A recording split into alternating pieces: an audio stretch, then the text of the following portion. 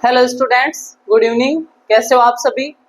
हमारे जो रक्त वाला टॉपिक चल रहा था उसके अंदर हमने आरबीसी के बारे में डिस्कस कर लिया था, डब्ल्यूबीसी के बारे में हमने कुछ पढ़ा था। अब हम जो आज की क्लास है इसके अंदर पढ़ेंगे डब्ल्यूबीसी के प्रकार, यानी कितने प्रकार की डब्ल्यूबीसी होती है। जैसा कि आपको पता होगा शायद, या नहीं है तो भी आप जान लो अभी कि जो डब्ल्यूबीसी है वो मुख्य रूप से दो प्रकार की होती है। एक होती है ग्रेनुलोसाइट यानी कणिकाणु, और एक होती है एग्रेनुलोसाइट यानी अकणिकाणु। ग्रेनुलोसाइट या कणिकाणु यानी ऐसी डब्ल्यूबीसी जिसके अंदर कण जैसी संरचना दिखाई दे, और एग्रेनुलोसाइट या अकणिकाणु यानी ऐसी डब्ल्यूबीसी जिसके अंदर कण जैसी कोई संरचना ना दिखे, बिल्कुल प्लेन दिखे। तो इस प्रकार हम पढ़ते हैं डब्ल्यूबीसी के प्रकारों को। ये दो प्रकार की होती है। एक होती है ग्रेनुलोसाइट यानी कणिकाणु,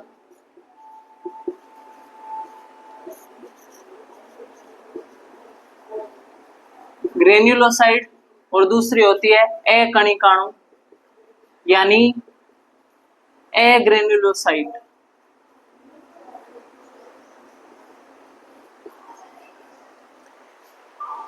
यानी जो डब्ल्यूबीसी है वो दो प्रकार की होती है, कणिकाणु और अकणिकाणु, ग्रेन्युलोसाइट और अग्रेन्युलोसाइट। अब आप देखोगे कि कणिकाणु क्या होता है, अकणिकाणु क्या होता है। यानी डब्ल्यूबीसी ऐसी कोशिका दिखे जिसमें अंदर कण जैसे पदार्थ दिखे तो उसे हम क्या बोलेंगे, कणिकाणु। और अगर सीधी समतल दिखे जिसमें कोई कण ना दिखाई दे तो उसे क्या बोल लेंगे, अकणिकाणु। अब ये जो कणिकाणु होती है ये तीन प्रकार की होती है, जबकि अकणिकाणु है वो दो प्रकार की होती है। ये पहली होती है बेसोफिल,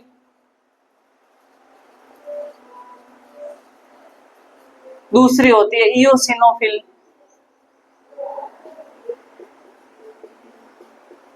और तीसरी होती है न्यूट्रोफिल। क्या नाम है, न्यूट्रोफिल। अकणिकाणु दो प्रकार की, एक होती है लिम्फोसाइट और एक होती है मोनोसाइट। जो लिम्फोसाइट है वो भी दो प्रकार की होती है, बी लिम्फोसाइट और टी लिम्फोसाइट। ठीक है, तो मेनली जो डब्ल्यूबीसी का है ये वर्गीकरण आपके सामने है कि जो डब्ल्यूबीसी है वो दो प्रकार की होती है, कणिकाणु और अकणिकाणु, ग्रेनुलोसाइट और अग्रेनुलोसाइट। यानी जिसके अंदर कण जैसी संरचना दिखे वो तो है कणिकाणु, जिसमें बिल्कुल समतल दिखे वो क्या है, अकणिकाणु। अब कणिकाणु डब्ल्यूबीसी कितने प्रकार की, तीन प्रकार की। पहला प्रकार है बेसोफिल, दूसरा इयोसिनोफिल, तीसरा न्यूट्रोफिल। और जो अकणिकाणु है ये दो प्रकार की, लिम्फोसाइट और मोनोसाइट। लिम्फोसाइट फिर दो प्रकार की होती है, बी लिम्फोसाइट और टी लिम्फोसाइट। अब इन पांचों प्रकार की डब्ल्यूबीसी का क्या काम है वो मैं डिस्कस करती हूँ। पहले आप इसका स्क्रीनशॉट ले लीजिए।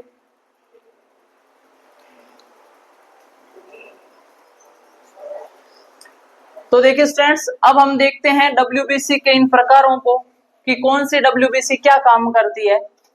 तो जो सबसे पहले बेसोफिल वाली डब्ल्यूबीसी, एक तो ध्यान रखना ये सबसे कम मात्रा में पाई जाती है, यानी सबसे कम मात्रा में पाई जाती है।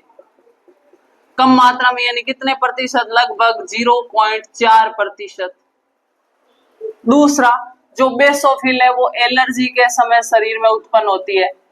एलर्जी के समय अगर किसी व्यक्ति को एलर्जी हो रखी है, आपको छींकें आ रही है, मुंह लाल हो गया, मतलब आपके अंदर कौन से प्रकार की डब्ल्यूबीसी बढ़ गई है, बेसोफिल प्रकार की। तीसरा, अस्थमा के रोगियों में सबसे ज्यादा पाई जाती है, अस्थमा में सबसे ज्यादा।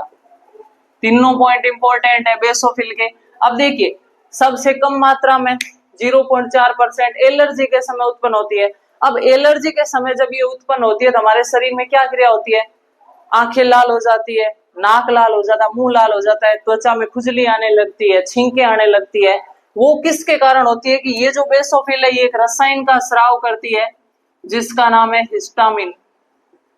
क्या नाम है, हिस्टामिन। बहुत इंपॉर्टेंट कि हिस्टामिन रसायन का स्राव कौन सी डब्ल्यूबीसी करती है, तो बेसोफिल करती है। और इसी हिस्टामिन के कारण क्या होता है, व्यक्ति को एलर्जी होते ही छींक आएगी, शरीर पर खुजली चलेगी, त्वचा लाल हो जाएगी। किस रसायन के कारण, हिस्टामिन के कारण। तो चारों के चारों पॉइंट बेसोफिल के इंपॉर्टेंट है।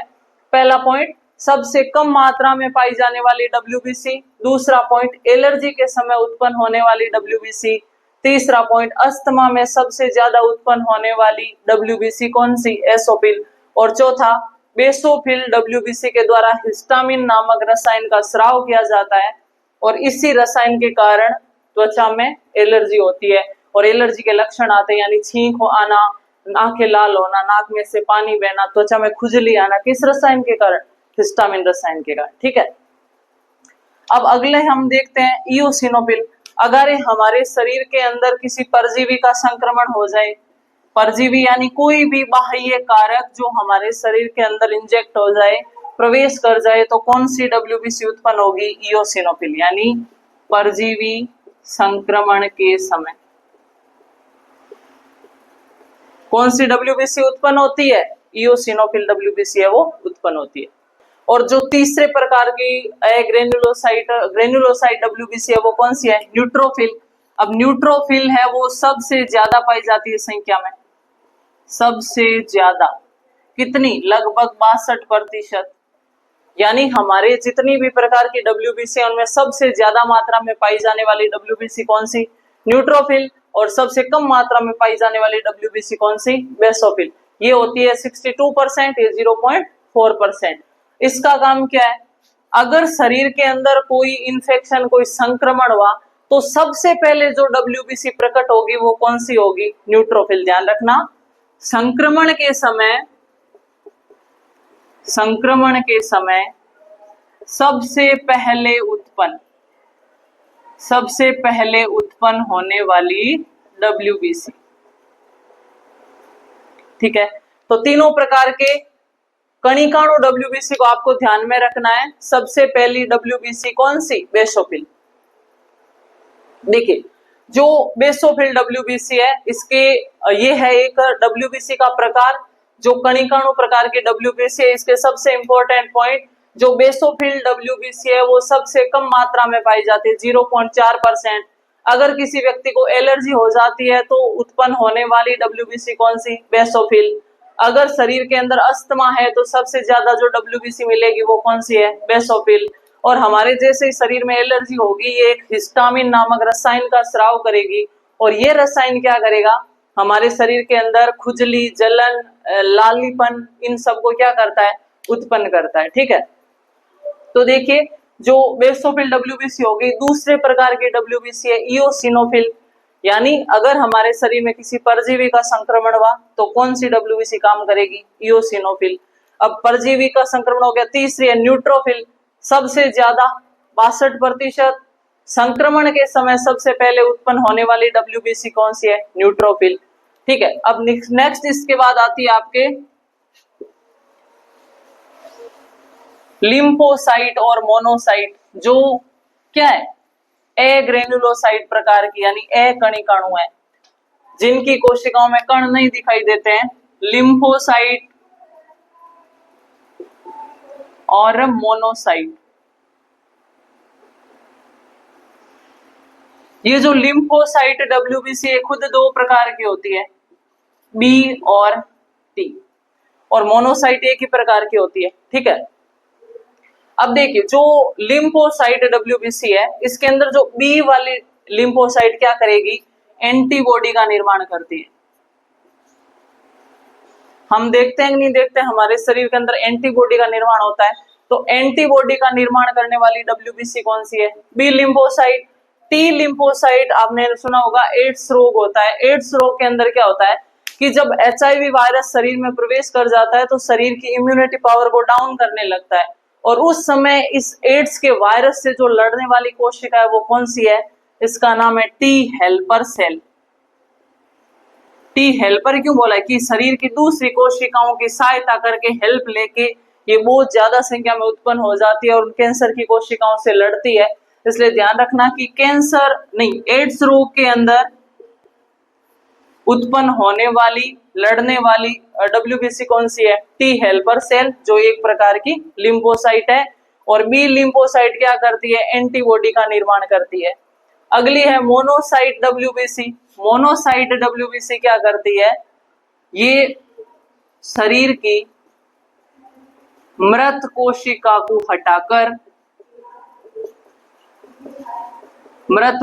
को हटाकर संक्रमण से बचाव करती है। मृत कोशिका को हटाकर संक्रमण से बचाव करती है। यानी शरीर के किसी भाग में कोशिकाएं नष्ट हो गई, कचरा हो गया कोशिका का, तो ये क्या करते हैं, उनको हटा देती है, उस स्थान को साफ करती है, क्लीन करती है, ताकि वहां पर कोई इन्फेक्शन ना फैले। तो सबसे इंपॉर्टेंट कचरा हटाने वाली डब्ल्यूबीसी कौन सी? मोनोसाइट। यानी मृत कोशिकाओं को हटाकर उसी स्थान को साफ करती है ताकि वहां पर किसी प्रकार का संक्रमण, इन्फेक्शन ना हो। कौन से प्रकार की डब्ल्यूबीसी? मोनोसाइट। तो इस प्रकार ये सारी डब्ल्यूबीसी हमने डिस्कस की, ग्रेनुलोसाइट और एग्रेनुलोसाइट। कणिकाणु तीन प्रकार की, बेसोफिल, इओसिनोफिल और न्यूट्रोफिल। सबसे कम संख्या में बेसोफिल, सबसे ज्यादा संख्या में न्यूट्रोफिल। अस्थमा में सबसे ज्यादा बेसोफिल, एलर्जी के समय बेसोफिल हिस्टामिन नामक रसायन का स्राव करती है। दूसरी इओसिनोफिल जो परजीवी संक्रमण से सुरक्षा करती है। न्यूट्रोफिल सबसे ज्यादा मात्रा में पाई जाने वाली डब्ल्यूबीसी होती है। उसके अलावा हमने पढ़ा ए कणिकाणु या ए ग्रेनुलोसाइट, जिसमें हमने दो प्रकार की पढ़ी थी, लिम्फोसाइट और मोनोसाइट। मोनोसाइट है वो मृत कोशिका को हटाकर साफ करने का काम करती है, संक्रमण से बचाती है। जबकि जो लिम्फोसाइट कोशिका है दो प्रकार की, बी और टी।